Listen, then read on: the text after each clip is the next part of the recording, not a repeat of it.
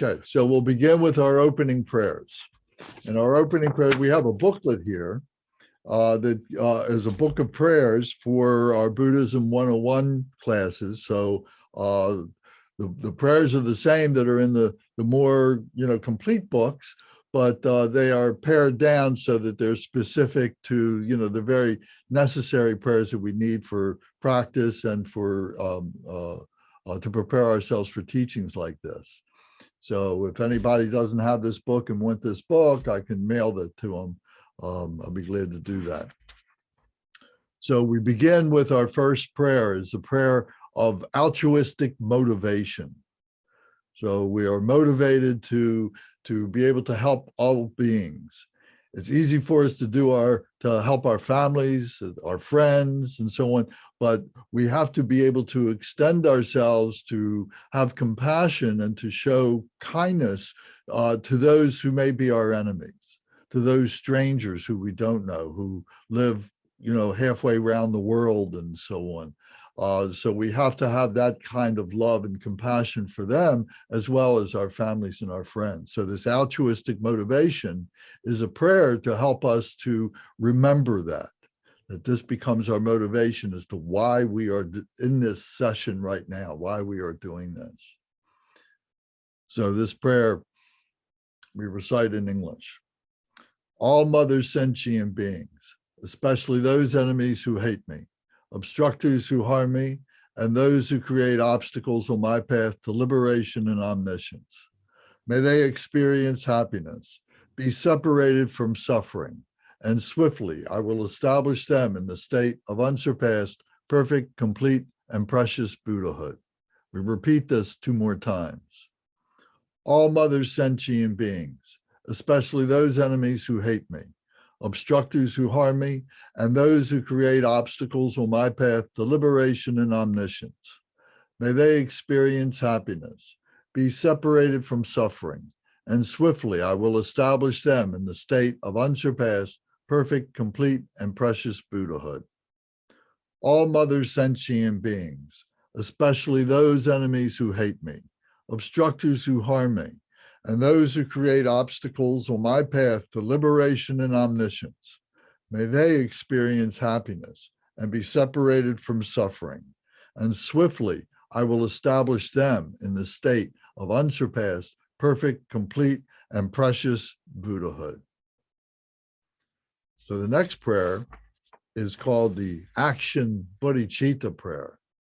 Now, bodhicitta is a Sanskrit word. It's 2 words. Bodhi means enlightenment, and chitta means the heart mind. That we say that we have 2 minds. We have our heart mind, but we have our intellectual mind. The intellectual mind blocks up the heart mind. If we can release our attachments and our aversions that are fostered, that are developed and held here in our intellectual mind, in our brain, we can release that. It opens up the heart. The heart is indestructible. That mind is free, is open. That's our natural mind. So we're trying to open that up. So many times we do that through practice, that we can try and intellectualize what that means.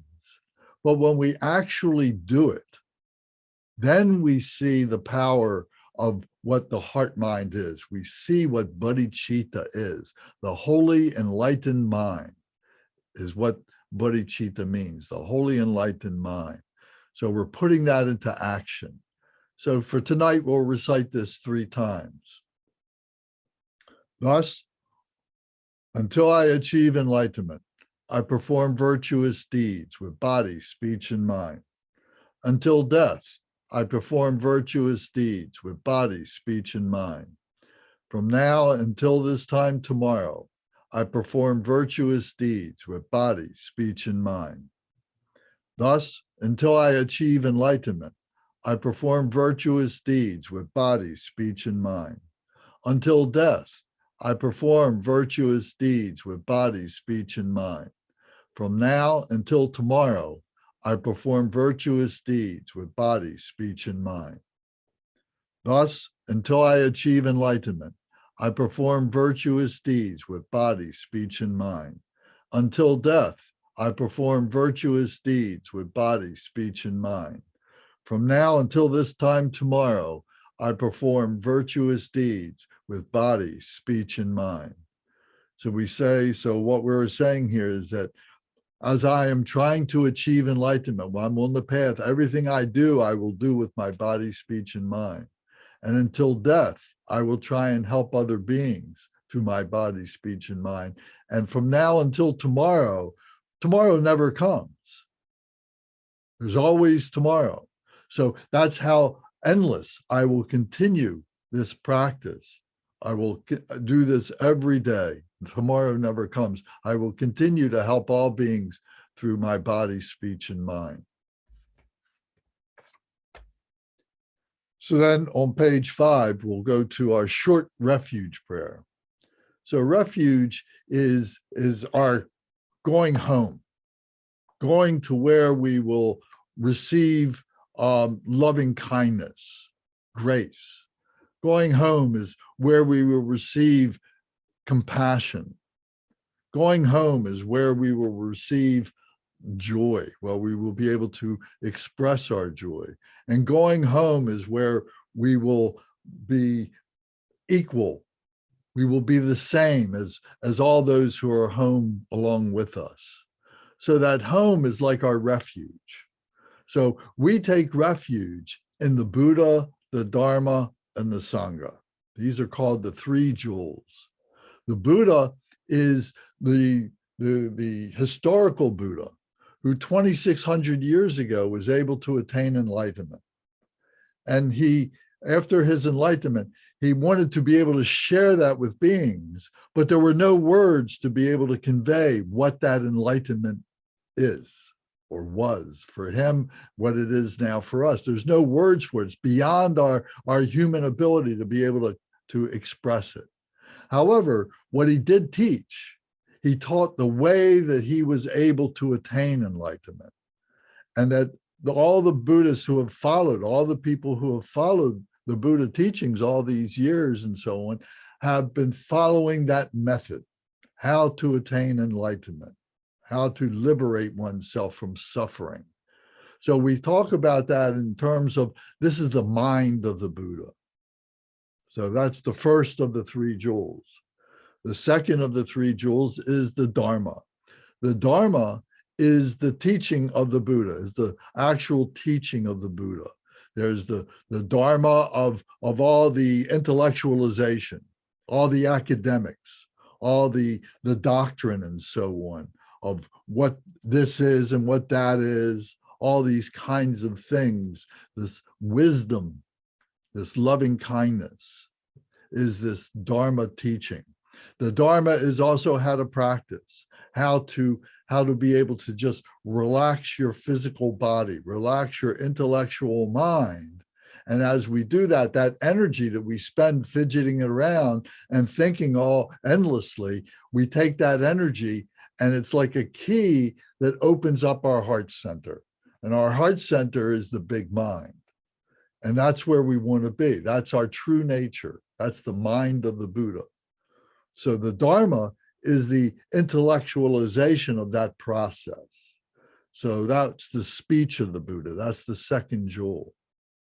And then the third jewel is the body of the Buddha, meant to be the community of brothers and sisters that are following these teachings, that are following the Dharma, that are becoming the embodiment of this Dharma.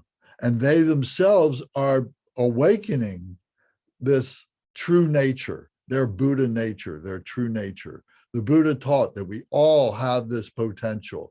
We all are Buddha. We all have this potential within us, but it's covered up, it's blocked up by obstacles that we create for ourselves. So in this part here, we're taking refuge in the 3 jewels: the Buddha, which is the mind of the Buddha, the Dharma, which is the speech, intellectualization of the Buddha, and the body of the Buddha, the community of people who are supporting that mind of the Buddha and the speech of the Buddha. So we recite this, we're holding the 3 jewels at our heart center here like this. And we recite this 3 times.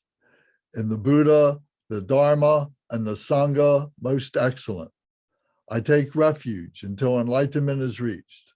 By the merit of generosity and other good deeds, may I attain Buddhahood for the sake of all sentient beings. The Sangha is the name of that community. That's the Sanskrit name for the community of the Buddha, the body of the Buddha. So we repeat this again. In the Buddha, the Dharma, and the Sangha, most excellent, I take refuge until enlightenment is reached. By the merit of generosity and other good deeds, may I attain Buddhahood for the sake of all sentient beings. In the Buddha, the Dharma, and the Sangha, most excellent, I take refuge until enlightenment is reached. By the merit of generosity and other good deeds, may I attain Buddhahood for the sake of all sentient beings. One of the important things that we are doing is trying to overcome our ego. We're trying to overcome our selfishness. And the best way to do that is that everything that we do is for the benefit of other beings, that we are not holding on to whatever it is, that wisdom that we are gaining, whatever skillful means that we are gaining, whatever method we are gaining, we are doing it all for the benefit of others, and we are giving that to all beings. So this is how we overcome our ego, by giving everything away, not holding on to it ourselves. So it says, may I attain Buddhahood for the sake of all sentient beings. And I'm doing it for the benefit of others. Then the last of our opening prayers, these are our opening prayers, is called the Four Immeasurables. So these 4 immeasurables, these are the 4 vast immeasurables of the enlightened mind, is the full title for this. And these 4 immeasurables are the qualities of the holy enlightened mind, bodhicitta, is loving kindness, compassion, joy, and equanimity. So equanimity is that sameness. These are the 4 qualities of all the enlightened beings, all the great beings, whether they were Buddhist or they were Christian or they were Hebrew or they were Hindu or they were Islamic, whatever. These 4 qualities are that these great leaders all have: loving kindness, or the grace to be able to teach, to be able to share with people, to be able to bring wisdom into people's lives. And then the next one is the compassion, to recognize that not everybody has that ability to be able to recognize that wisdom at this point, but we still have compassion for them. We're still trying to help them. And whatever it takes for us to be able to do, we will try to rise to that occasion to be able to help other beings and so on. So there's this compassion that we have for the suffering that beings are going through, that we're going through. We have compassion for ourselves because we sometimes don't have that wisdom ourselves. We don't recognize that ourselves. And then there's joy. The joy that we have, recognizing that we are on this path to recognize this bodhicitta, to recognize this Buddha nature that we call, this awakened quality that we have within ourselves. There's joy in that. And there's joy for ourselves, but most importantly, there's joy for other people. When we see other people who are turning, we see other people who are practicing this wisdom, who are practicing this compassion for others. And we may have not had anything to do with it. There's no joy for us to be able to say, oh, I taught them everything they know or something like that. No, we don't think of it that way. We just recognize the joy that they are doing this, and we rejoice in their ability to be able to do that, in their joy. We're rejoicing in their joy. So it's sharing in the joy. And then the 4th of the 4 measurable qualities is equanimity. And the equanimity is this sense of sameness, this awareness of sameness, that we're all the same, that there's no me and other, that we have brought that all together, that if you are suffering, I am suffering. If you are happy, I'm happy. If you are suffering, maybe my happiness can help you be happy yourself. If your happiness may be able to make me, who is suffering, maybe I can be happy with that too. So we see that there is this equanimity, and that what we do is we cut through whatever attachments we have that we're pulling in, that our ego wants to have, this grasping, and the aversions, the things that we push away, the things that we don't like. So this is indicative of our dualistic nature, that human beings are dualistic by their very nature. And so we are cutting through that, and we are surpassing that dualistic nature through this equanimity, through this realization, this recognition of our sameness, that there's no difference between me and other. We see it all as the same. So those are the four qualities of bodhicitta, the four vast, immeasurable qualities of all the enlightened ones. So we say this prayer with this in mind. May all mother sentient beings, boundless as the sky, have happiness and the causes of happiness. May they be liberated from suffering and the causes of suffering. May they never be separated from the happiness that is free from sorrow. And may they rest in equanimity, free from attachment and aversion. May all mother sentient beings, boundless as the sky, have happiness and the causes of happiness. May they be liberated from suffering and the causes of suffering. May they never be separated from the happiness that is free from sorrow. And may they rest in equanimity, free from attachment and aversion. May all mother sentient beings, boundless as the sky, have happiness and the causes of happiness. May they be liberated from suffering and the causes of suffering. May they never be separated from the happiness that is free from sorrow. And may they rest in equanimity, free from attachment and aversion. Okay, thank you. So those are our opening prayers to set our mindfulness, why it is that we're in this session, why we're receiving these teachings, why we're having this discussion, and to be able to help other beings. Does anybody have any questions or comments about the opening prayers?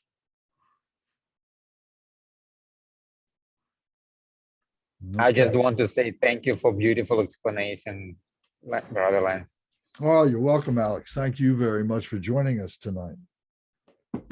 Alex is one of the teachers for the Garchin Children's Practice on Sundays. So for over 5 years now, he has been there almost every Sunday, helping these young kids and so on. And now many of them have reached the age of 12, 13, 14 years old. So Alex and I on Sundays, a couple times a month, are talking to the older kids now and trying to keep them from, when we get to be teenagers, we start rebelling against things and everything. So we're trying to help them to be confident in their spiritual practice and so on, and their spiritual knowledge, so that when they're in school, they're not as influenced by their peers as they might be by their spiritual brothers and sisters here in the temple. So thank you, Alex. I'm looking for my book. Here it is on my desk. So what we are engaged in is a study of this book called The Jewel Ornamental Liberation. And this Jewel Ornamental Liberation is really an instruction manual on how to become a Buddha.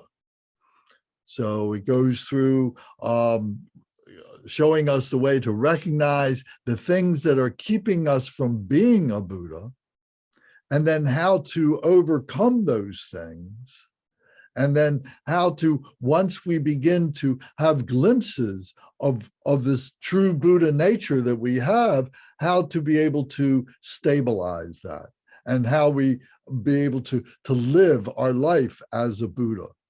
We have Buddha nature within us, and we're trying to stabilize that. We're trying to bring that to the fore so that everything we do is full of goodness and happiness for ourselves and for all beings. So we're on, we just kind of started this book. So we're on chapter 3 right now. And we're talking about the spiritual master. Spiritual master is a fancy way of saying, our teacher, maybe our guru or our lama. In Tibet, the word for guru is a lama, a teacher. So it's the teacher that has a more of an objective view of things, particularly with us who are beginners coming into the Dharma teachings and so on. We may not be able to recognize our ego and what is creating the ego and sustaining the ego. So the teacher is there with his objectivity,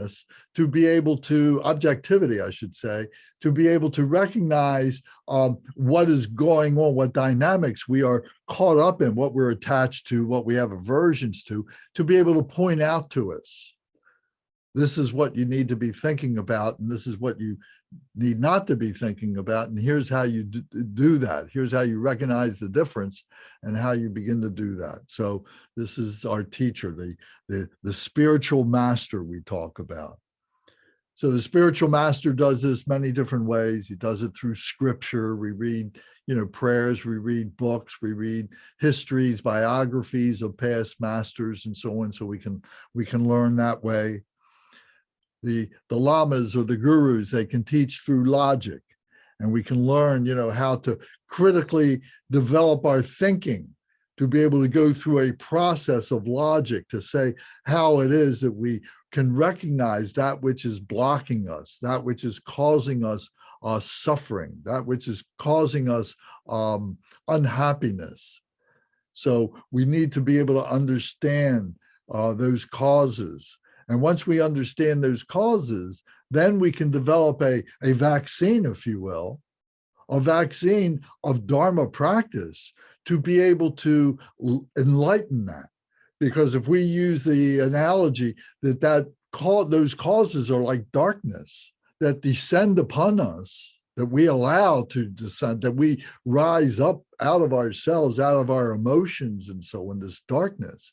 But if we bring illumination, if we bring wisdom that is like light, to be able to recognize what the causes of those sufferings are, now we have a way to be able to cut them off.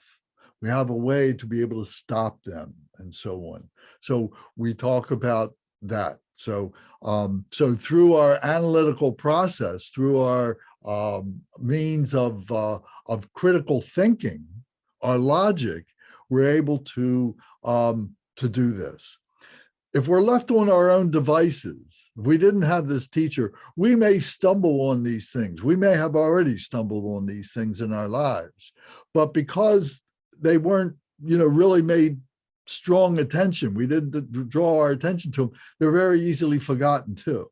So the teacher can really draw our attention to it and say, this is what we need to be working on, and be able to give you examples of how this manifests in our lives and so on because of their objectivity.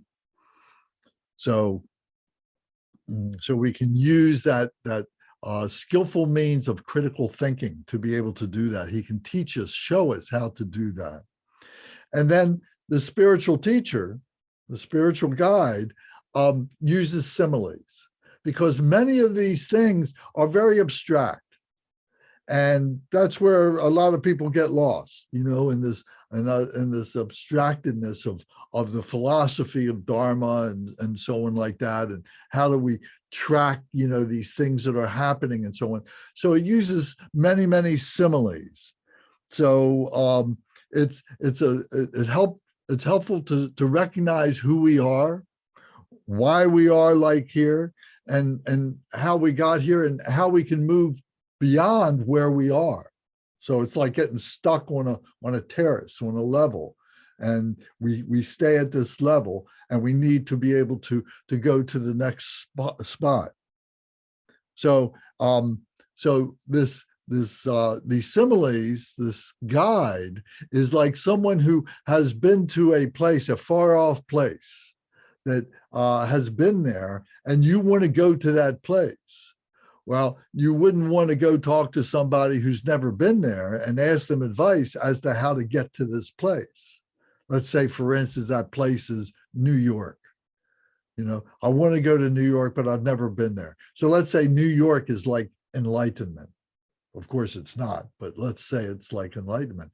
So if I want to go to New York and I say, well, how do I get there? Let me talk to somebody who goes there regularly, who can tell me how to get there.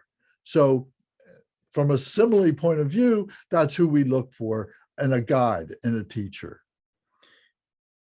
And then we decide that we're going to go, but we have trepidations that maybe we may take a wrong turn. Maybe we're going to drive in a car, and I'm not going to be able to understand how to navigate through the different interstate roads and so on like that. Or I'm going to take a train, and I'm going to get lost and having to change from one train to another or something like that. So the point here is that we may need an escort. So who should we ask to be our escort? But someone who has been there before, who knows how to travel.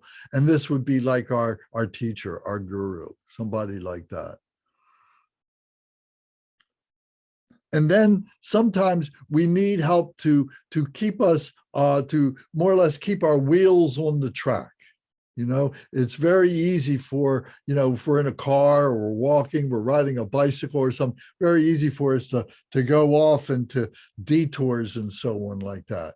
The best simile we use is we're on this shore and we want to get to the other shore. And there's this river that is in between these two shores. The other shore is the shore that we want to get to, the shore of enlightenment. But here we're in the shore of ignorance. So who should we ask to help us to get across that river but a boatman, a ferry boatman, someone who knows how to navigate the river to be able to get us over on the other side. And then once we get on the other side, we don't necessarily need that boat anymore, do we? So we can be on the other shore of enlightenment. So the guru, the teacher, is a lot like that, through the examples of those similes like that. So what we're trying to initially recognize are these blockages of our true nature. Our true nature is our true heart. We say this is like our Buddha nature, our awakened nature that we all share. And different people in different traditions, different systems have different names for this. They may call it Krishna, they may call it God, they may call it Yahweh. They have all different kinds of names for this. We call it our Buddha nature, the awakened one. Buddha means awakened one. It's a Sanskrit word. It means awakened one.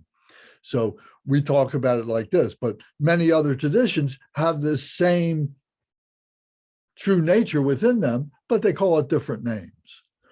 So the thing that blocks this up, this true nature that we have, is to be free, is to be happy, is to be loving, is to have compassion, all this. The thing that stops us from doing that are our emotions. These are like obstacles that keep that true nature from coming out.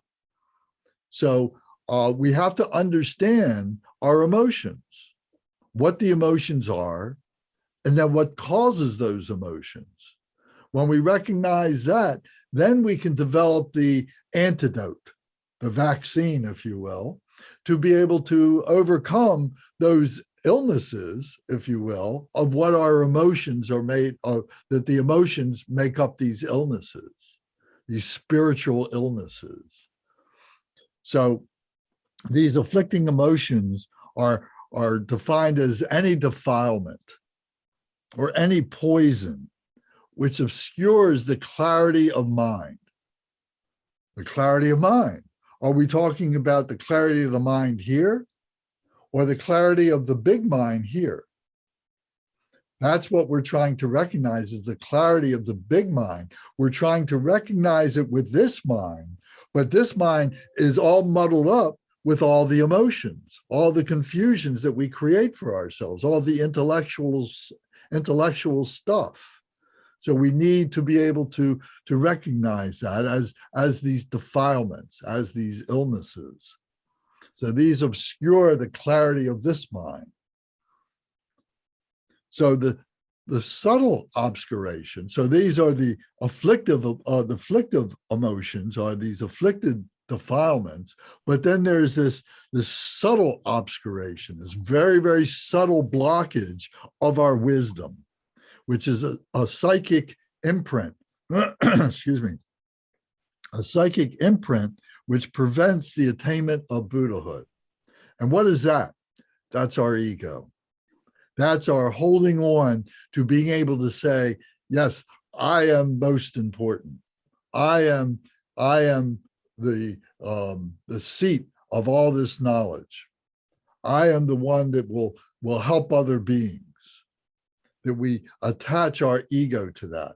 And what we need to do is to be able to release our ego, to become ego-less. The way in which we do that is to give our ego a job. The ego, we can't annihilate. We don't want to annihilate it, but we want to reassign it a job. Instead of it controlling us, we want to control the ego. So by recognizing that very dynamic there, that wisdom of being able to let go of thinking that we have the wisdom, that I am the Buddha, I am the enlightened one, that I am attached to who I am, and be able to give up the I, me, mine. So that's called the subtle obscuration. So that comes down the road.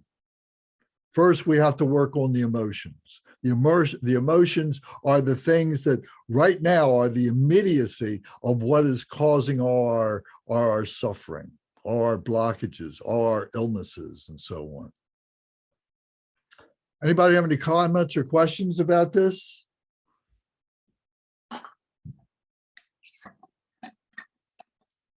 Yvette, what do you think about that? I gotta ask you because you're joining us tonight. And I wanna see if I can make sure that you're feeling comfortable with what we're talking about. What do you think about this? I'm listening, and as I'm just like, I don't understand all the terms that are being said. A lot of it's newer terms to me, but I'm just listening to it. And any other, in comparison to other spiritual or religions and faiths, just listening, to my mind, just comes like a lot of selflessness. Is what comes to my mind, and a lot of consideration and empathy for others and being aware of that. Maybe more so that's just being emphasized here than and not say that those other cultures and religions and beliefs don't and faiths believe those things. But I just see that at the forefront in this discussion. Very good. Thank you. You're right. Anybody else have a comment, question? Okay, then we'll move on. So now we want to understand these afflicting emotions. What are they? It is said in the 2,600 years of the Buddha teachings, and that when the Buddha himself was alive 2,600 years ago, and for 50 years, he traveled around northern India, going from village to village and so on, teaching. And during that time, he met many, many, many, many, many, many, many people. And these people, many of these people would come to him with their problems. And they would say, oh, Buddha, you're so wise. I have this problem. Can you help me with this problem? And the Buddha would talk with them, and he would give some kind of a teaching or something like that. And so we kind of generalize by saying that the Buddha realized or saw or revealed that there are 84,000 emotions. So we can say figuratively that he met 84,000 people, and each one had a unique situation that was troubling them, that was holding them down. And the Buddha had a teaching for every one of those 84,000 emotions. So for us to learn all those 84,000 emotions in our lifetime is pretty inconceivable that we could do that. However, through the wisdom of the Buddha and the masters that have come after the Buddha, they've been able to kind of pare this down and be able to see that there's commonality between these 84,000 emotions. And they kept reducing it and kept reducing it and kept reducing it until they got to the point of 5 basic poisons. That 5 basic poisons and all their myriad combinations make up these 84,000 emotions that cause the suffering of human beings. So now we have something that we can learn, something that we can develop and recognize and so on. So what are these 5 poisons? So the 5 poisons start out as, number 1, there's just basic ignorance. We're not aware of what it is that we're not aware of. And the human being is so arrogant that a human being can always think that if I think it, oh, it must be true. And we get caught up in that. That's that subtle obscuration that I was talking about a little while ago. That if I think it, it must be true, that arrogance that we have. And that arrogance is just steeped in delusion. And delusion is another word for ignorance. We make up this story that we know what's going on. We create this story for ourselves. They use the word narrative all the time. But it's based on all these delusions, and we get, and we may know the truth. We may know that this is not true, but what happens is we get so invested in it. Our life becomes so tied up in all these lies, all these delusions, that it's easier for us to say, oh, I'm just going to live this out. And maybe, I'm going to be able to untie this web, like a spider's web, before it's all over and before I die, and then I can be clear and clean. But we find out that web just gets more and more and more confused and so on. So this first of the 5 poisons is ignorance or delusion. We can use those 2 words interchangeably. The second is desire. Desire is attachment. I want this. I want to be that. Desire. I have desire for how I look, what my appearance is. I have desire, attachment for what my home is like. I have attachment to what my car is. I have attachment to what my job is. I have attachment to my family. I have attachment to my friends. I have attachment to all the things that I do and so on. And all these attachments are supporting that narrative, that ignorant, delusional narrative that I have fabricated for myself. So these desires, these attachments also come in the form of lust and of passion, for sexual things and sexual, is a primal force within our bodies, within our minds, within our lives. So we need to recognize that desire, because so much of that shapes the delusions that we get caught up in, or allows us to express those delusions in these desires. We can see that it can work many different ways and so on. So we have to be able to understand that attachments, desires, are one of the 5 basic poisons. The next of the 5 basic poisons is aversion. Aversion are the things that I don't like, the things that I hate, the things that I would get aggressive over. These things that cause me to not like certain things, and I revel in my not liking those things because they give me a purpose by being able to say, oh, I don't do that. I don't go there. I don't like those people. Those people there are bad people. I'm good. We never think we're bad. We always think we're good. They're the ones that are the bad ones.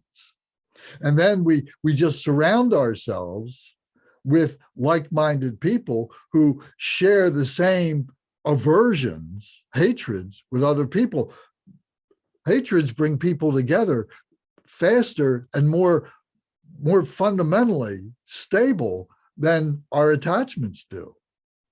And we can see that today in our politics. What's happening around the world is this phenomena that's happening everywhere right now. It's nuts. It's crazy. And it's the hatred that is driving people apart. And people are bonding on hatred. So this aversion, this aversion gets acted out in aggression, and great suffering results from that. So that's one of the 3 of the 5 poisons. So far, these 3 major ones are the ignorance, are the desire, and the hatred, or the anger. Anger, when we get angry about things.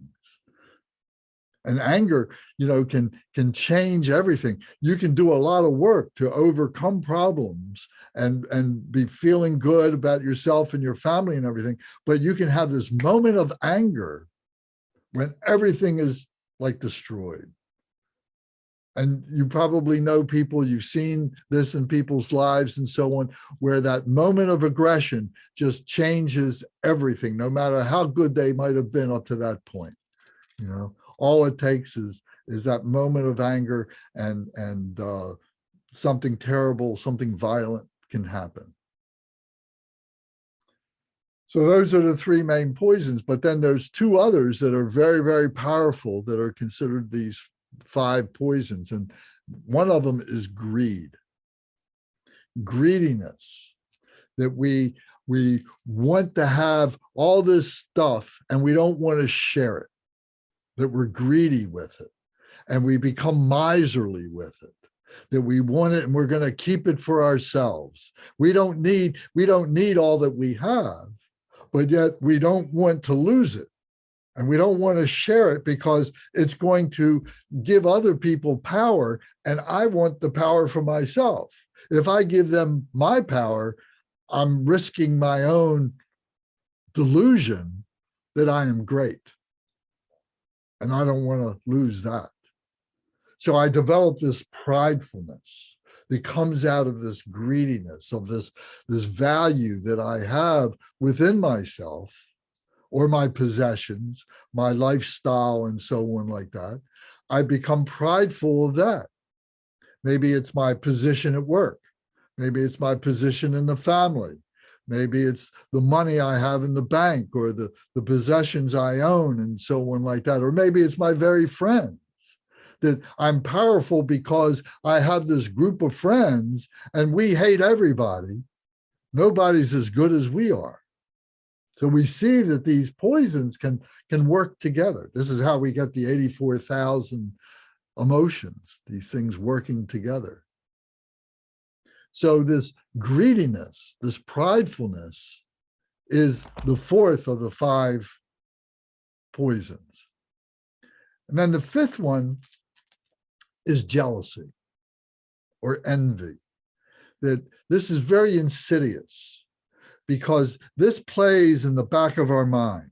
It may not be as forward as all the other ones, but it's in the back because this jealousy is a failure of well-being, is a feeling that I'm not that good to have that which I am envious of. So I remain envious of it. I build up this jealousy of this. A jealousy of other people that may have this and so on. And this festers in the back of our head, figuratively.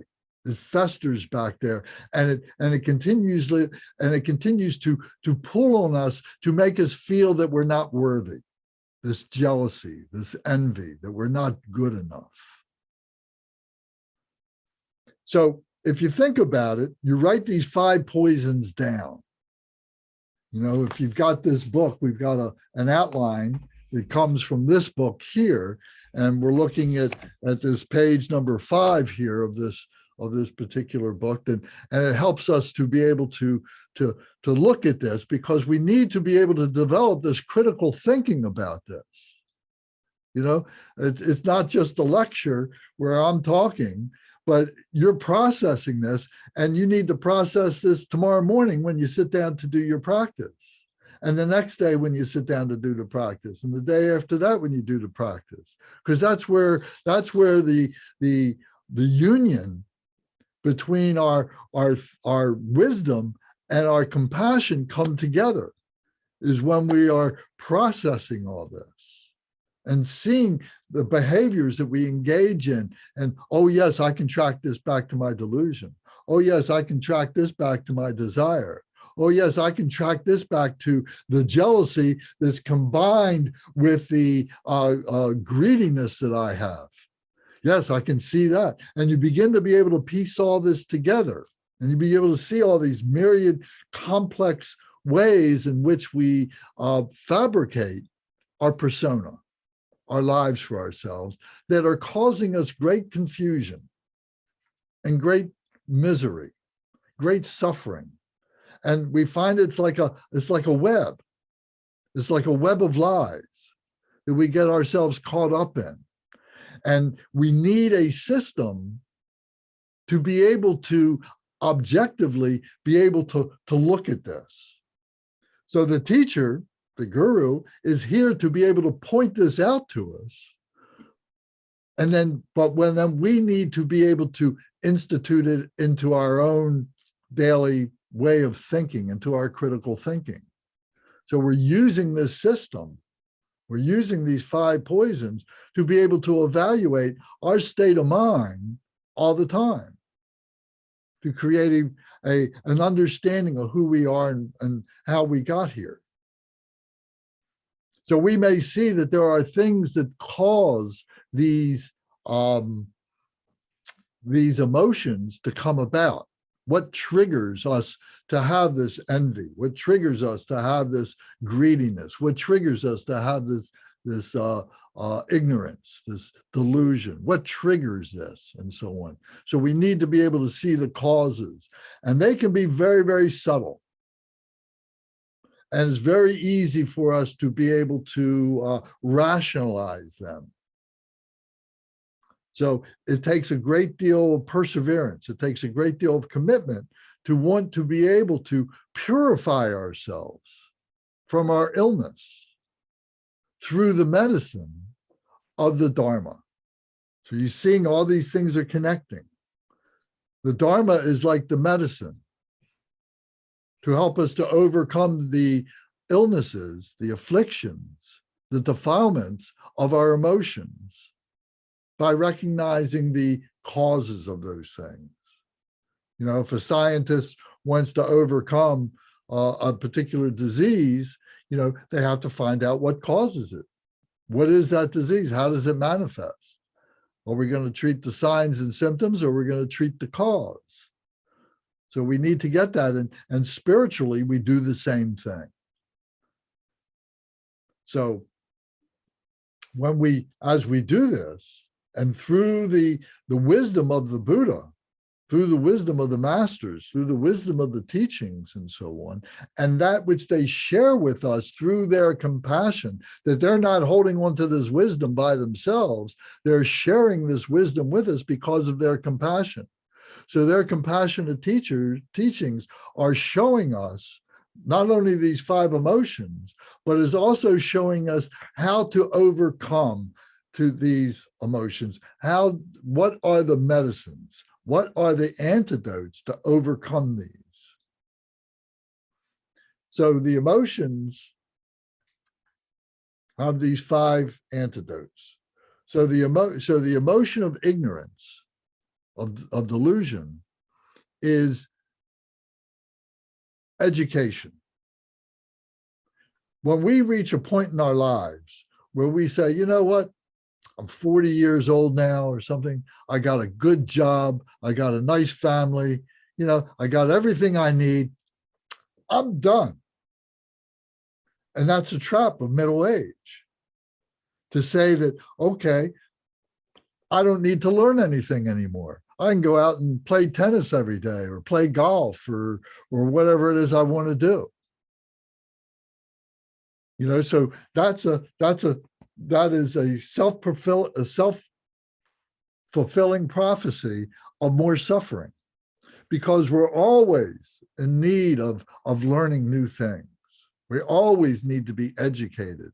And we see that the way the world is changing these days, what is happening in science and all these different things all around us and societal things that are changing and everything, we need to be re-educating ourselves over and over again and not falling into a trap of saying, I don't need to learn anymore. I need to keep learning. And by saying that also means that a lot of what I know is becoming obsolete. And that's a way of saying I'm becoming obsolete. And that's a danger zone for many of us. And that we will put up walls, defensive walls that will, protect us and not want to share with other beings. Like the 40-year-old guy or woman who is in a company, working in a company, and they've worked for many years to get to their position, and they don't want to train anybody.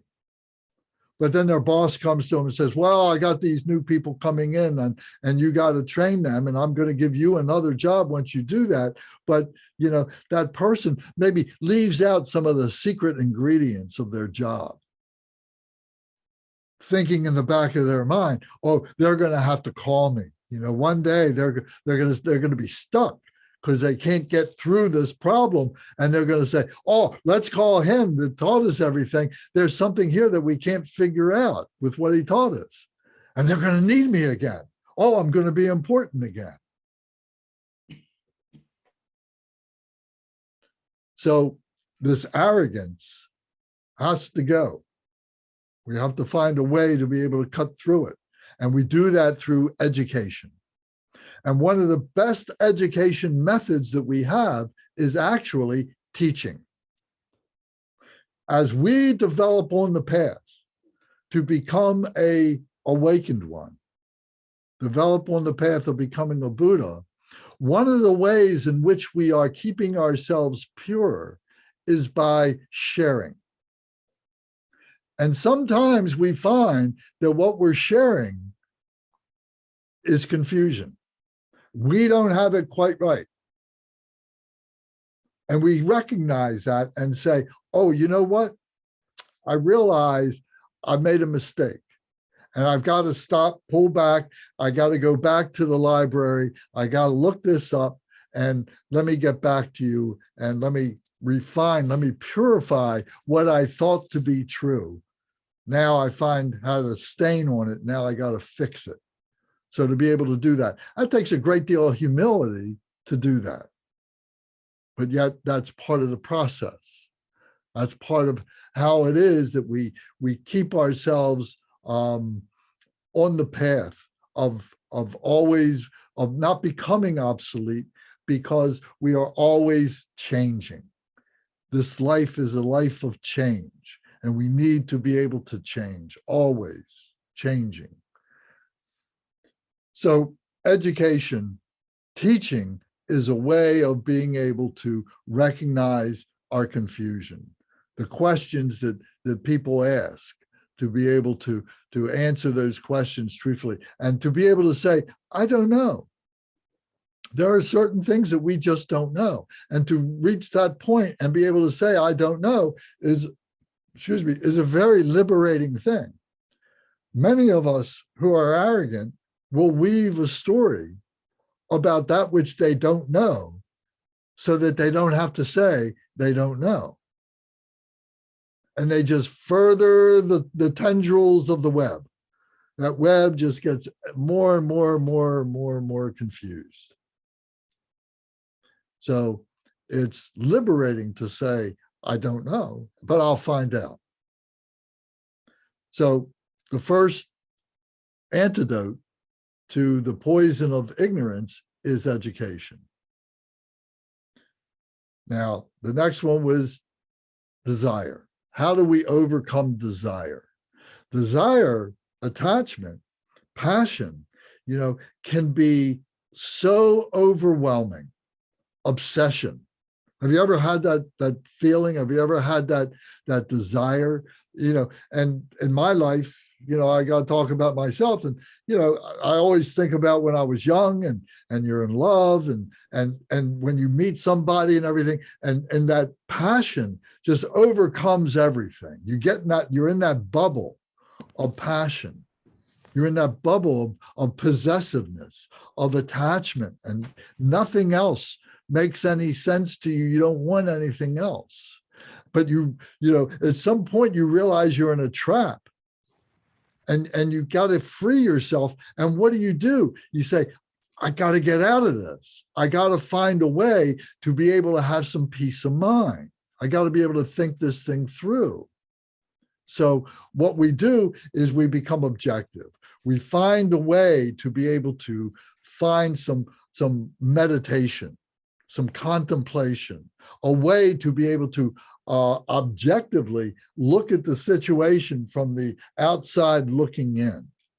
So we create a timeout for ourselves to allow that passion, to allow that obsessiveness to cool down, because it's like a gaseous red hot balloon that we know is going to bust, and when it does, I'm going to be shattered. So whether it's a love interest, or it's a job situation, or it's not being able to have you've been saving up to get a new car. This is a classic one. You've been saving up to get a new car. You've been driving nothing but secondhand cars all your life. And finally, you save up enough money that you're going to buy this car that you've wanted for a long, long time. And it's beautiful and it's gorgeous and everything. And then you take it out and you're driving and having a good time, and you go to the supermarket and you come back out of the supermarket and you find that somebody has taken a shopping cart and bammed it right into your driver's door. And now you're just shattered. This thing that I was so obsessive about, this thing that I wanted so much, I don't want it anymore. I can't even look at it. I'm going to get in through the passenger side so I don't have to look at that dent in the door. I'm heartbroken over this thing. But finally, over some time, you gather enough strength and courage to be able to look at it and say, okay, I got to take it to the body shop and I got to get it fixed and everything. But the car is not going to be as beautiful to me as it once was when I first got it. So by being objective about it, by saying, okay, I can get it fixed, I got to change with it, here it is. Sometimes, when you get to be, my age, you realize that when you get a new car or something like that, the first scratch is like a relief. Oh, now I don't have to think about it anymore.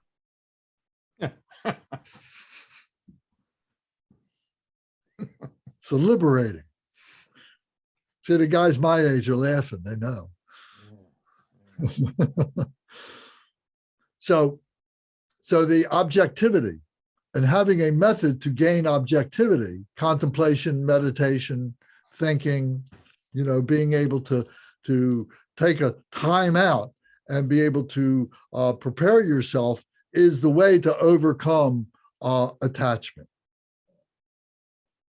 Then the next one of the obscuration of the poison of aversion.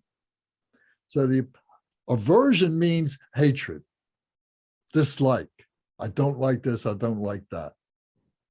The way we overcome that is by having grace for it, is by having forgiveness for it. I hate someone. I hate those people. But if we look at those people and we see that, those people, they're just like me.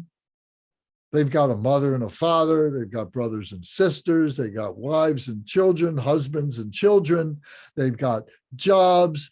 They're trying to get by. They're trying to live. They're trying to have a job and all this and everything. They're just like me, and there are people that hate me, but there's no reason to hate me. So the point here is to have grace, to be able to understand that there is something that is beneath what they are doing that is causing them to be an enemy. Or there's something that is within me that is causing me to think of them as an enemy. And I have to get over that through loving kindness, through the grace of being able to forgive them. To be able to say, they're just like me. And I may have done something where somebody hates me, but if they give me the grace, I will show them that I didn't mean it, that I'm sorry for it, and that let me make amends for it. So if someone is showing me that grace to be able to do that so that I can share love for them and overcome my hatred, I should do that for somebody else. And of course, again, going back to what I said earlier, right now the world is fractured in a way that nobody wants to be the first to say, I love you. It's maddening.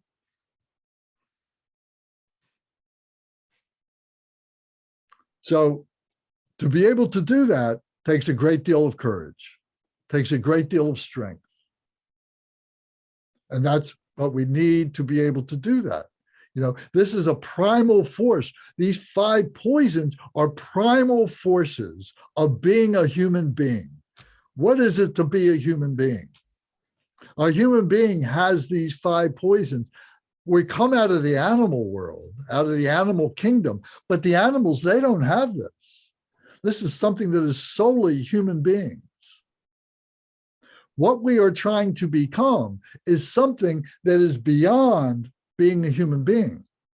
We're trying to become a pure spiritual being that we are identifying as Buddha or God or Christ or whatever words you want to use from whatever tradition you might come from. But it is something that is beyond being a human being, but we need to be a human being to go through that, to purify what it is to be a human being, to be able to get to the point of being able to be that pure spiritual being. This is like this experience that we all have to go through of purification. To be able to say that we are worthy now to go beyond being a human being. So many people might express it as dimensions. We live in these 3 dimensions. But who's to say that there's not a 4th, 5th, 6th, or 7th, or some other dimension? And that our religions, our philosophies, are gateways that will take us through our 3 dimensions to get to those higher dimensions.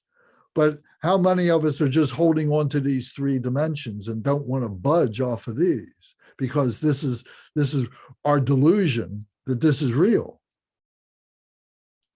That this is all that there is, that this is permanent. So that's a conversation for another time. But here we're talking about our aversions and our attachments and our ignorance.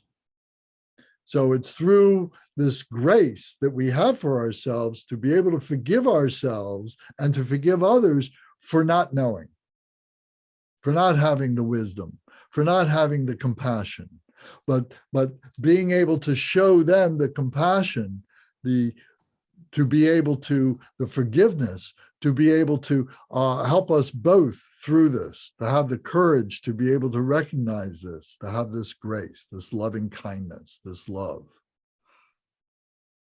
So that's the third antidote. Then the fourth is, we talked about, was greed and pridefulness. Wanting all these things and being miserly, holding them on and selfishly holding on to them because it gives me identity, it gives me pride, and so on. So how do we overcome this? What is the antidote for greediness? Well, is generosity, sharing it.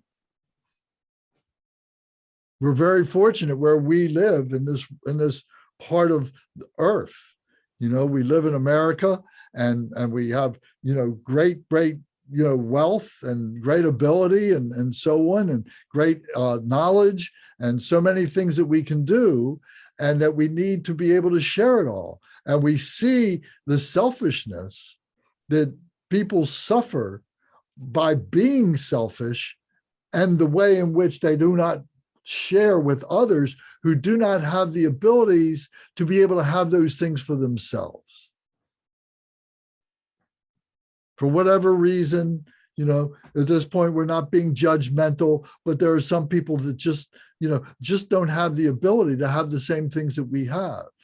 Maybe it's our intelligence, maybe it's our job positions, maybe it's the money that we have that we inherited or something like that. But to be able to share that is a very liberating thing. And it is what puts us on this even playing field, that we see that we are all in this together. We're all in that same boat that is trying to get from this shore here to cross this river of suffering over to the other shore of enlightenment. We're all in the same boat together. And that if we don't help each other, we don't work with each other, we're going to get out into the middle of that ocean of suffering, and something is going to happen, and that boat is just going to dissolve in the water, going to get broken up on the rapids, and we're all going to be in the river swimming for our very lives. So if we share, we find that we can build up relationships, friendships, we can build up systems by which we can help each other. So whether it's money in the bank or it's knowledge, it's something that you can share. I remember one of the things, you know, when I was a kid, you know, Vietnam was raging. And I got I had a low draft number. I was going to be drafted. And I was fortunate, very fortunate, I was able to get into the National Guard. So I knew that I wasn't going to have to go to Vietnam, but at the same time, I was going to have to go into basic training, and I was going to a place where the guys that were training were all going to Vietnam. It was called Tigerland down in Louisiana. And it was terrible. And I was there during the summertime. It was hot and everything. And I'm meeting all these guys, all these different people and everything. And a lot of these guys couldn't read. These guys were drafted and so on like that. Some guys were enlisted, you know, all these different people from different parts of the country that I'd never met before, and all different kinds of levels of abilities and support and so on like that. And what I learned out of that was that we helped each other. You know, I was, you know, reasonably intellectual, you know, and I could pass the written test because we had to take these lectures and everything, and I could pass the written test. But I'm not very strong. I wasn't very good physically.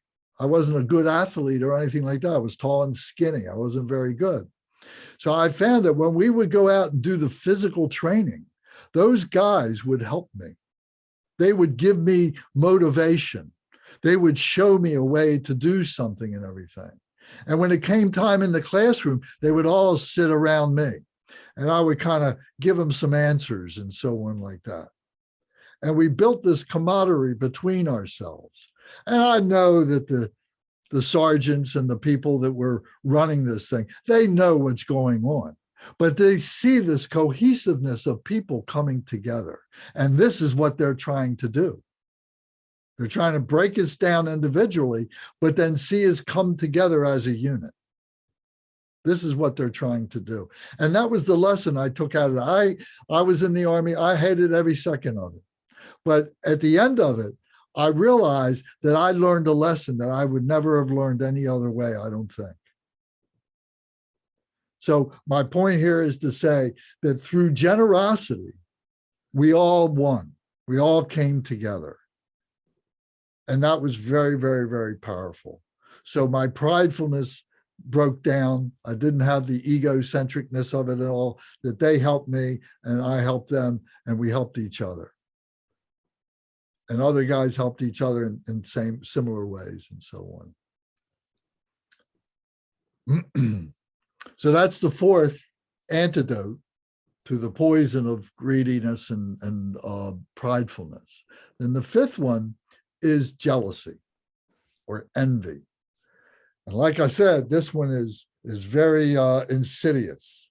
You know, it just festers within ourselves and contaminates, our way of thinking and behaving and so on. So the way in which we overcome this is through the antidote of fearlessness. Because the essence of the jealousy is being fearful that I'm not worthy, I'm not capable, I'm not able to do something, this or that, or to have this or that, or something like that. And I become envious and jealous of those that have those things. But through fearlessness, I recognize that I can do virtually anything that I want to do. You know, there's going to be limits, of course, but there's going to be effort that can be made that is going to be able to satisfy my sense of well-being and not have a poor well-being, to know that I have made my best effort at whatever it is. And if I fall short, okay, maybe there's a compromise that I have to make, because life is a bunch of compromises, that there's a compromise that I can make that will give me, you know, that which I need, that feeling of worthiness that I can do. So this I'm able to accomplish things. And so sometimes, you know, our jealousy is built on this fairy tale that we tell ourselves. You know, somebody that says, oh, you know what? I'm working at this hourly wage job. I'm getting paid, you know, $15, $20 an hour, whatever it is. You know, it's a decent job. And, you know, I'm making a living. You know, this is talking about 40, 50 years ago. You know, today, I'll make a few dollars more than that. You know, but the point is that I'm working hourly, you know, but I work a few extra hours and I get time and a half and everything. And you know, I start getting a nice paycheck. And I can deal with 50 hours a week, you know, sometimes 60 hours a week during a holiday season, and I'm doing pretty good. But then somebody offers me a management job. Say, oh, we'll make you a manager, man. You've been around here for a while. You know what's going on. You know how to do this. You know how to talk to people. We'll do that, and we're going to give you a salary. Oh, that sounds great. Whoa, I get to wear a white shirt, you know, and I come in, you know, a little bit later, you know, I can boss people around, you know, all these things, you know, I'm a manager. This is great, you know. So I start working as a manager, and I'm working there, and I find out that, you know, I got to work overtime, but I don't get paid overtime as a manager. No, you get your salary. That's it.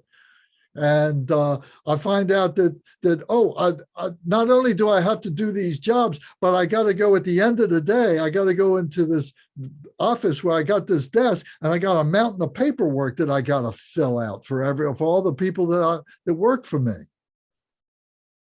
And I got all these management jobs, and I find out that I'm actually making less money than I was working for the hours.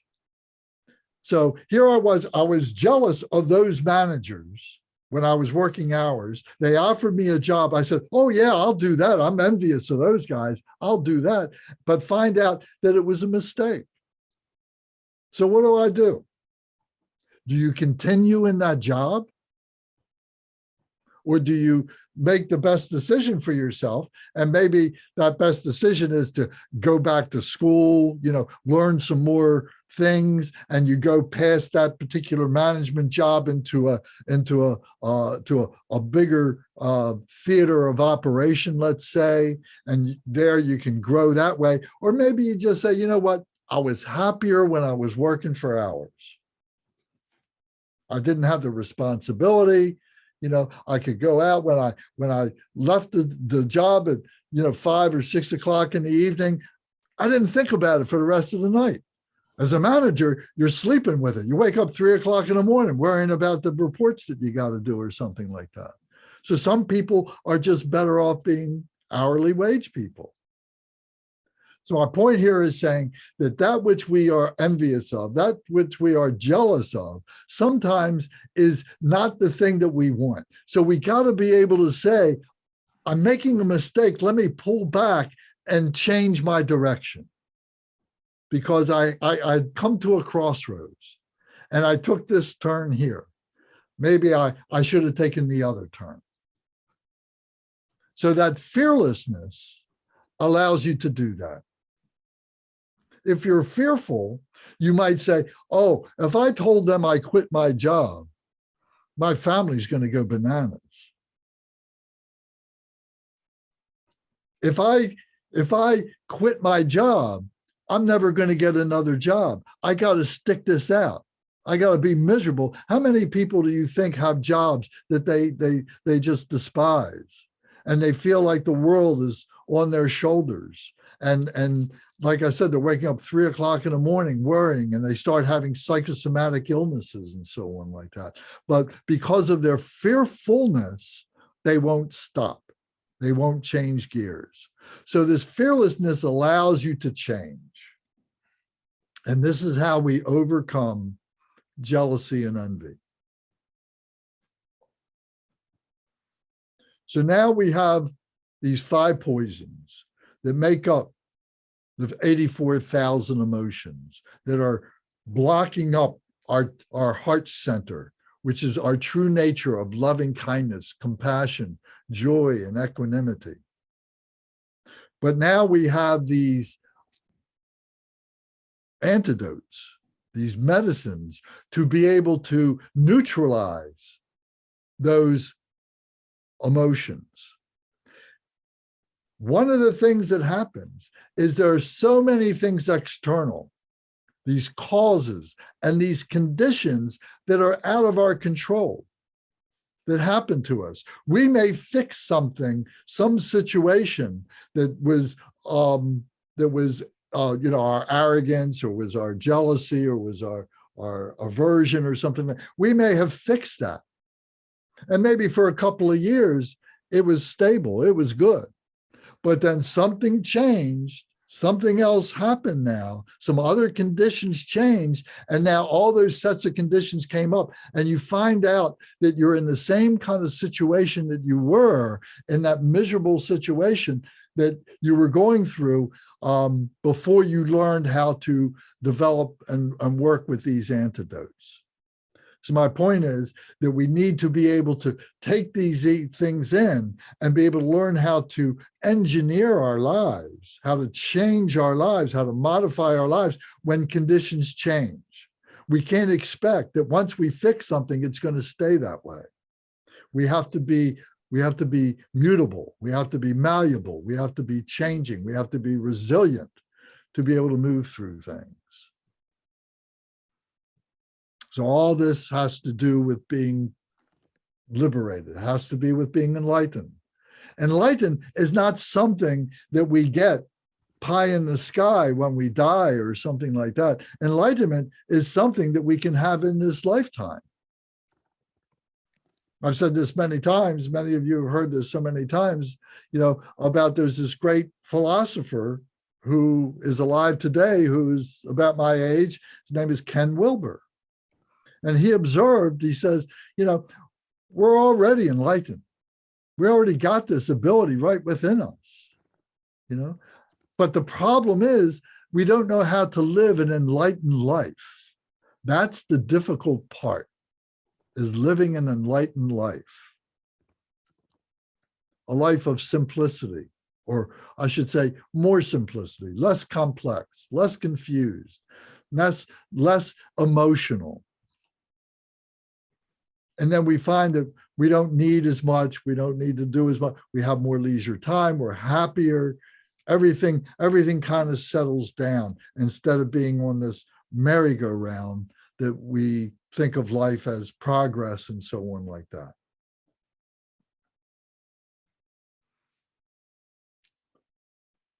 So does anybody have any comments or questions about this? Lance, Yes, sir. no question. I just wanted to let you know, some time ago, Kate D lost the connection. Her Wi-Fi went down. She wanted you to know. Oh, okay. Thank you. And she came in on WhatsApp, and her phone would only do, for some reason, it didn't work. It would only do 4D. So She can watch the YouTube. yeah. Okay. Thank you.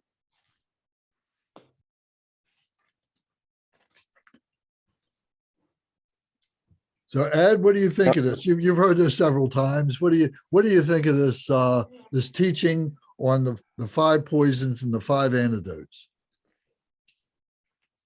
Well, I came late. I got there for number 4, I think. Oh, that's right. I'm sorry. This time, no, it's an unfair question to you then. Well, what it puts me in mind of, and I may be, I'm having this, well, it's a family situation that I am much more outraged about than there's any reason for me to be in those few times that I can be rational about it. But basically, it has to do with a relative of, well, my wife's brother, whom just does a lot of things that I disapprove of. I mean, I consider him to be short-sighted. I consider him to be immature. He's almost my age. I consider him to be irresponsible. I consider him to be not understanding the implications of his behavior for others. I mean, I'm just racked with judgment, and I'm belligerent about it. I mean, when something else happens, I'm just ballistic about it. Well, not quite ballistic, maybe, but then I kind of take this apart, and I think, well, all the stuff that he's doing that outrages me, what is my problem with that? I mean, my problem with it basically is he's doing stuff I wouldn't do, or I think is wrong, or I think is stupid,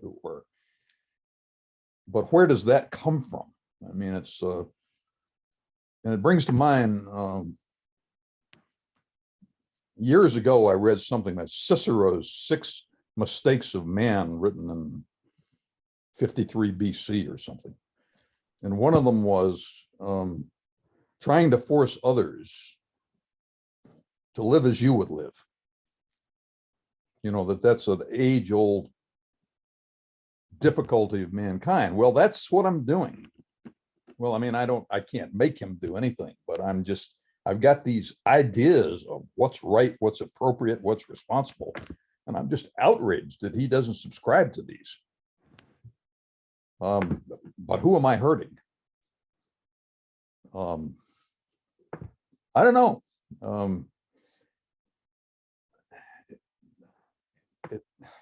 It's occurring to me that this is my problem more than his or my wife's. The only thing you can change is yourself, right? Right. That's right. But I'm just so so set on the idea that what he's doing is wrong. I totally understand. And my sister's husband is the same way. I never could call him my brother-in-law. It was always my sister's husband. But I try to break So that when you down. just said that, I mean, that struck a chord deep within me So- because I know exactly I what don't you're know. talking about. I think I got several poisons mixed in there. Of course. Yeah, Well, recognizing that is, so now what do you got to do? You got to forgive him and you got to forgive yourself. yeah, but I know intellectually that that's true. Well, Well, practice is the key to that. But sorry about all that. But No, it's quite all right. It was a great case in point. And that's how we talk about things, is by talking about our own experiences and not vicarious. But the key here is like you just said it. Intellectually, you know what the solution is, but being able to actually live that is Yeah. through the method of practice. Yeah. And of forgiveness, Yeah. of grace. And that's what we do. That's what practice is all about. So that hour that, I keep beating everybody up about, that you got to spend in the morning or something, or a half an hour, whatever it is that time, is that practice of forgiveness, is that practice of compassion. That's where it comes from. well, but there's also the haunting fear that just because I think all this stuff he's doing is wrong, it may not be wrong. It may be just different from what I would do. Of course. You think maybe it's better than what you're going to do? Oh no, no, I don't think that. But And what's your sister going through? well, my wife, it's her brother.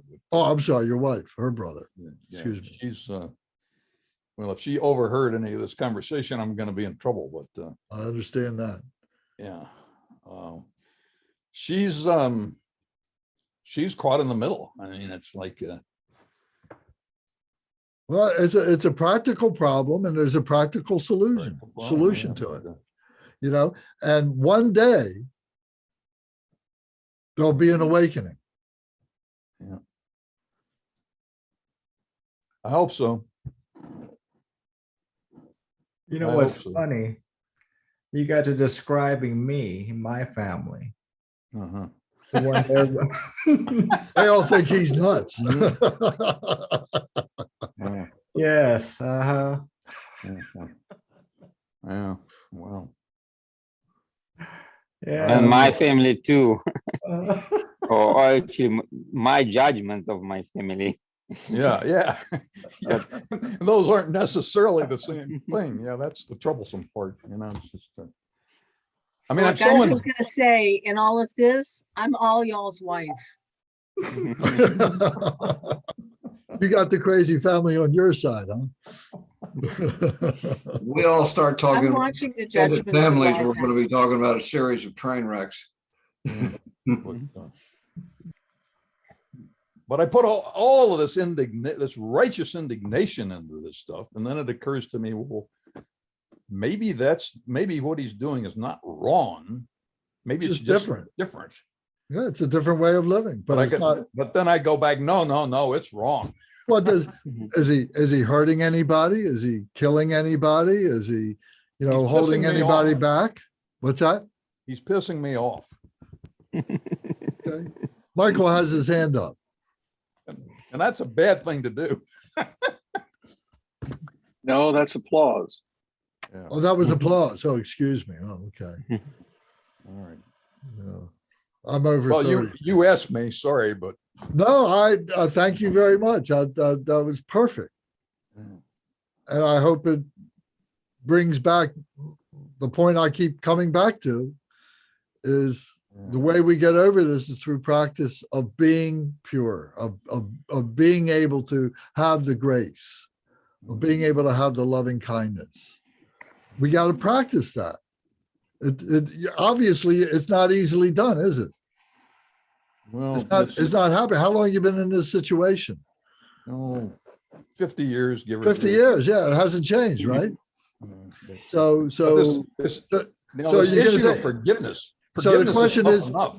so the question is, do you take it to your grave with you? Well, it's beginning to look that way. You know, or do you have enough time to get over this? Yeah.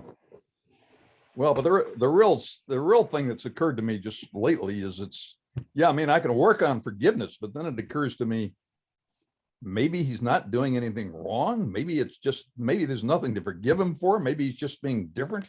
But then I go right back and of course he's doing stuff that's wrong. Well, because of your ego. We're right. Oh, oh. Okay. Peace. I cut a little too close to home, huh? Yeah, you did. Yeah. Yeah. Yeah, that's why we do the practices we do to cut through that ego. Yep.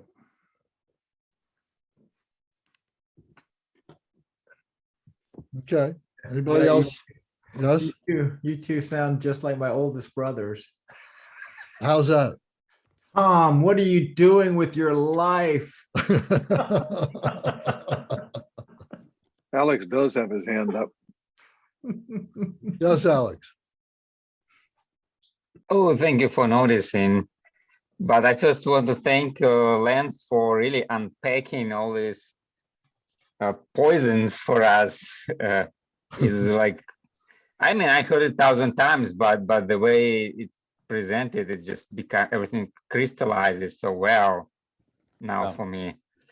And the science was mentioned, and I happen to be in some of that doing professionally, and was fortunate to get myself into neuroscience recently.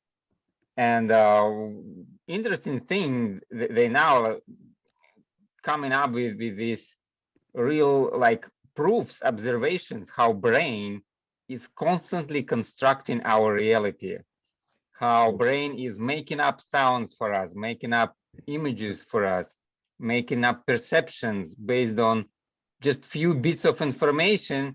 It's making stuff up for us.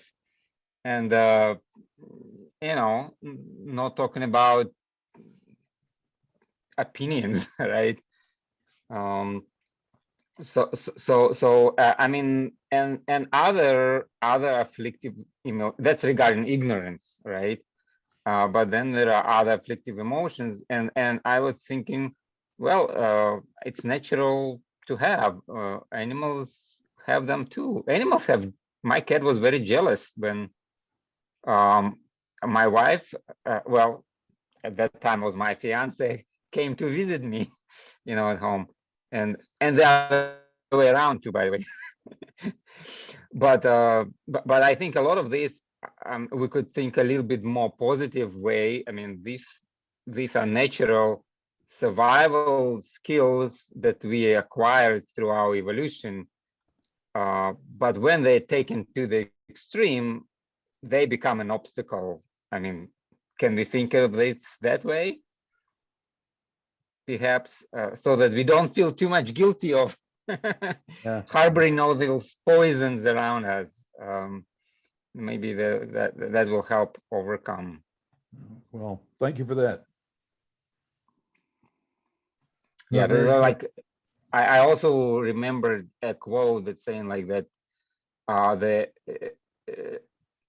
one would find antidote in the last poison of droplet, in the last drop of poison that one would drink. So and before poison becomes a poison, it's a good thing, right? We could eat a little bit of sugar, a little bit of salt, and that helps us, help with digestion, help with our brain needs sugar. But when we overdo it, that's where the trouble comes. All right. Very good. Thank you. That's just my thoughts for today. Well, good thoughts. Thank you.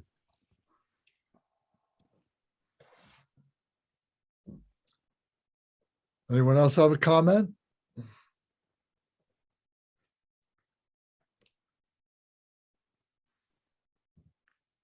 Okay.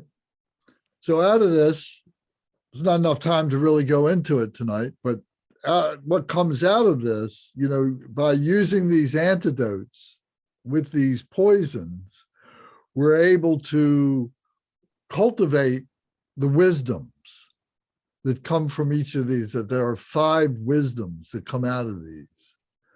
So out of the poison of ignorance and the antidote of education comes the all-pervading wisdom, all-pervading, that we see this phenomenal nature as having all this suffering in it, all this, but at the same time is all these liberation.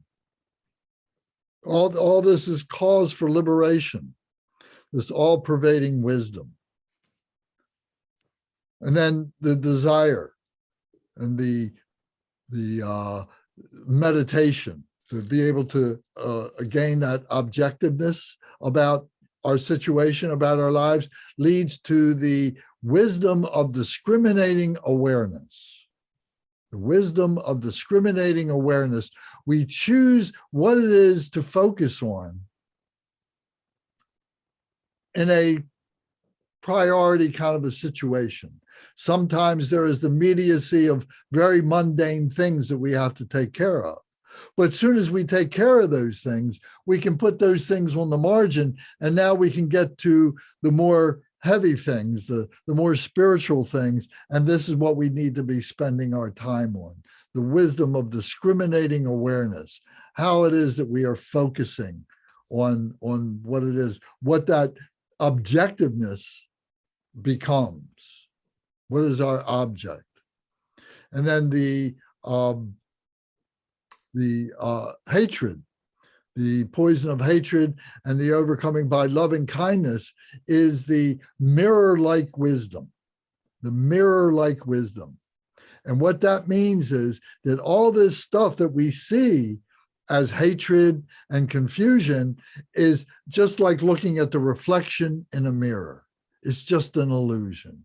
It's just our interpretation of what we think that situation is.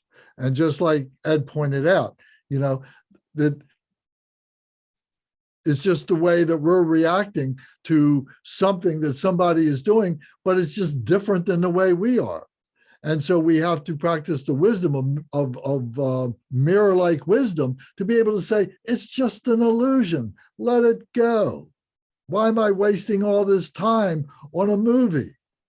Why am I wasting all this time on a rainbow in the sky? Even if the rainbow has my name on it.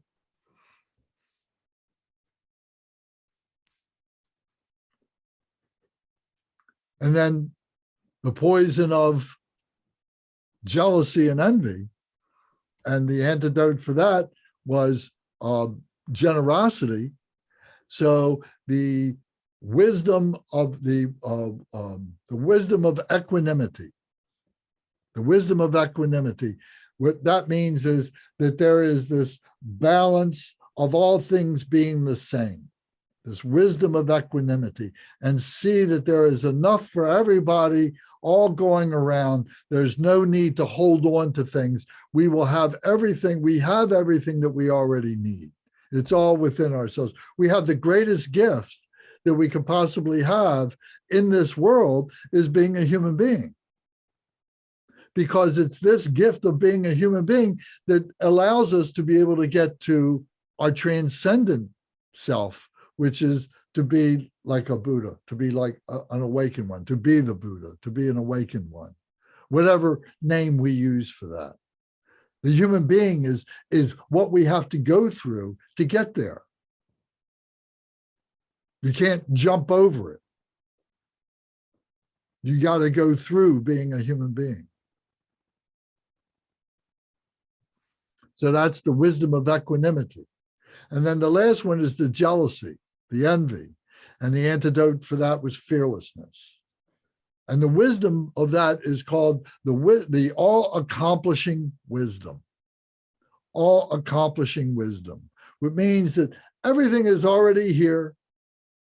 We can do whatever it is that we want to do, that we need to do by degree, but it's a matter of being able to be fearless and be able to say, this is where I'm comfortable. This is where I fit. I have these gifts in my life. I have these liabilities in my life. Let me put the liabilities aside. I can't do everything. There are other people that can do those things better than I do. God bless them. Let them do those. I will share what I can do with them, and they will share what they can do for me. And so the all-accomplishing wisdom, we can build a society. We can build a family. We can be satisfied within the goodness of ourselves. And ultimately, that's all that we really have. Can we change society and so on? No, we're not going to change it in this lifetime. It hasn't been changed, and it's not going to be changed. This is what's called samsara. This is the ocean of suffering. So the only thing we can do is change ourselves. And despite this suffering, we have to make ourselves, or allow ourselves to be liberated from it, to be happy and be satisfied. If we go to a party and there's 30 people there that we don't know, and are we going to sit there and feel like a wallflower and feel like, that nobody wants to talk to us or something like that? Or are we going to be full of joy and spontaneous presence of happiness and just be among strangers and say, we're all the same, let's have a good time? So that's the all-accomplishing wisdom. So those are the 5 wisdoms. And those are the 5 wisdoms of the 5 Buddha families. So we can analyze this a lot. We can get into the doctrine of this, into the teaching, the Dharma of this. But like we were saying, we can learn all this stuff vicariously through the books and all this. But by doing practice, we become these wisdoms. We become these Buddhas. It's all within ourselves. And it's more important to do that, to practice and become these Buddhas, than to learn everything about these Buddhas. What their families are, all the details of what they represent. Books and books and books and books and books and books have been written about this. Teachers will teach about this for hours and hours, days and days, months and months, years and years. But it doesn't take a whole lot to practice and to become and recognize these wisdoms within ourselves. That's the invitation.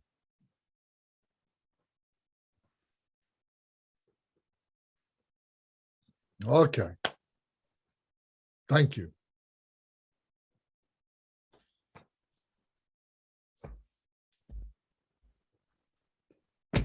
Anything else? Thumbs up. I'm with you. All right. Thank you all. So we'll do our dedications for tonight and take them to heart. Listen to this dedication prayer by Lord Jigden Sumgun. It's all in there. We'll start with the day Korma Prayer on page 20, then 21 and 22.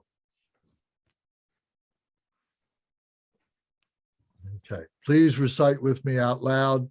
Keep your microphones off so we don't feedback, but you should recite it out loud. This is part of the practice. No practice, no gain. By the virtues collected in the 3 times, by myself and all beings in samsara and nirvana, and by the innate word of virtue, may I and all sentient beings quickly attain unsurpassed, perfect, complete, precious enlightenment.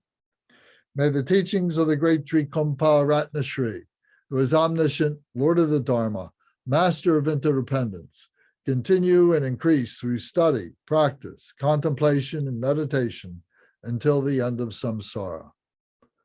Glorious, holy, venerable, precious, kind root and lineage lamas, divine assembly of Yidams and assemblies of Buddhas, Bodhisattvas, Yogins, Yoginis, and Dakinis, dwelling in the 10 directions, please hear my prayer. May the virtues collected in the 3 times by myself and all sentient beings in samsara and nirvana, and the innate word of virtue, not result in the 8 worldly concerns, the 4 causes of samsara, or the rebirth as a Sravaka or Pratyeka Buddha. May all mothers sentient beings, especially those enemies who hate me and mine, obstructors who harm, those who create obstacles on my path to liberation and omniscience. Excuse me, especially those enemies who hate me and mine, obstructors who harm, misleading Mars and the hordes of demons, experience happiness, be separated from suffering, and swiftly attain unsurpassed, perfect, complete, precious enlightenment. I did it again, didn't I? I'm mixing my prayers. Experience happiness, be separated from suffering, and swiftly attain unsurpassed, perfect, complete, and precious Buddhahood. By the power of this vast root of virtue, may I benefit all beings through my body, speech, and mind. May the afflictions of desire, hatred, ignorance, arrogance, and jealousy not arise in my mind. May attachments to fame, reputation, wealth, honor, and concern for this life not arise for even a moment. May my mind stream be moistened by loving kindness and compassion and bodhicitta. And through that, may I become a spiritual master with good qualities equal to the infinity of space. May I gain the supreme attainment of Mahamudra in this very life. May the torment of suffering not arise even at the time of my death. May I not die with negative thoughts. May I not die confused by wrong view. May I not experience an untimely death. May I die joyfully and happily in the great luminosity of the mind as such and the pervading clarity of Dharmata. May I, in any case, gain the supreme attainment of Mahamudra at the time of death or in the bardo. Om, Ah, Hom. Om, Ah, Hom. Om, Ah, Hom. May my body, speech, and mind become inseparable with the body, speech, and mind of all the enlightened ones for the benefit of all beings. Thank you.